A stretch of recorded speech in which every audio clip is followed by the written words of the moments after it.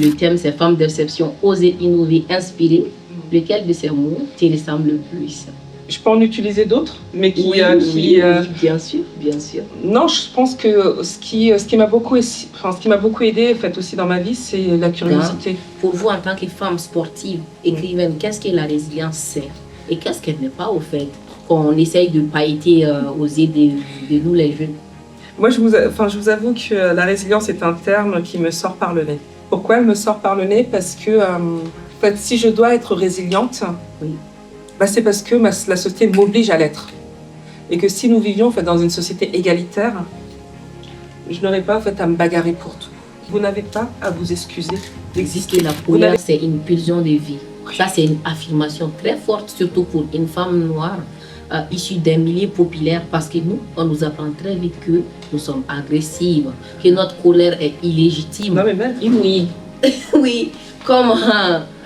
vous avez appris à faire de votre colère un moteur. Et comment ne pas avoir honte, justement? Parce que moi, si je me mets en colère juste un peu et que j'essaie de m'exprimer, on dit que ouais, t'as pas d'intelligence émotionnelle, des gros mots. Alors qu'on ne peut pas toujours être souriante. Du coup, et affirmer ça en tant que femme noire, je trouve que c'est une forte affirmation. Mais parce qu'une fois de plus, j'en reviens toujours au même point, en fait, c'est qu'on est des êtres humains. Tu peux pas me gifler et me demander de te sourire. Oui. J'ai une petite fille, elle a 12 ans maintenant, mais j'ai une fille. Et je lui apprends les émotions. Enfin, je lui apprends, en fait, et pourquoi, effectivement, en fait, le droit, effectivement, à exprimer nos émotions disparaîtrait avec l'âge, ou devrait disparaître avec l'âge.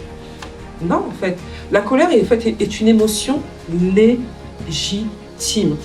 Si ma mère me disait, si tu dois retenir quelque chose, voilà, ayaye dambe sama. Elle me dit toujours ayaye dambe sama. Voilà, apprends de ton dambé, apprends ce que c'est que la dignité, l'honneur. Voilà, elle-même n'était pas l'enfant de rien ni de personne, et on peut remonter tellement loin. Quand vous devenez boxeuse, votre entraîneur vous dit d'emblée, je n'entraîne pas les gonzesses. Dans la salle ce soir, il y a peut-être des femmes, ou même des hommes qui ont entendu des phrases similaires ou à caractère sexiste ou misogyne, je ne sais pas comment on appelle ça. Pas forcément sur un ring, mais dans la vie de tous les jours, à l'école, dans la famille. Qu'est-ce qu'on répond à ça? Comment se défendre, au fait? Déjà, en fait, moi, dans un premier temps, je m'adresse d'abord aux femmes quand il s'agit des questions de sexisme. Oui. Les hommes, ouvrez bien les oreilles. Les hommes n'ont pas à prendre des décisions pour nous. Non, mais c'est important. Les hommes n'ont pas à prendre de décisions pour nous. Et moi, justement, quand je fais le choix d'arriver en boxe anglaise, je sais pourquoi je viens. Aya vient de dire que vous n'avez pas à prendre des décisions à notre place. Voilà. Qu'est-ce que vous en dites?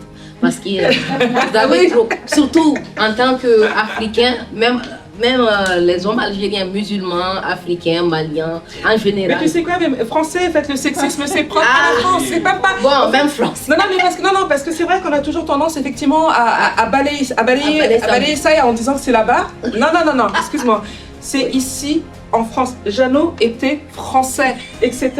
Donc, oui. Le sexisme, vraiment, c'est propre à toutes les sociétés patriarcales. Et la France est une société patriarcale.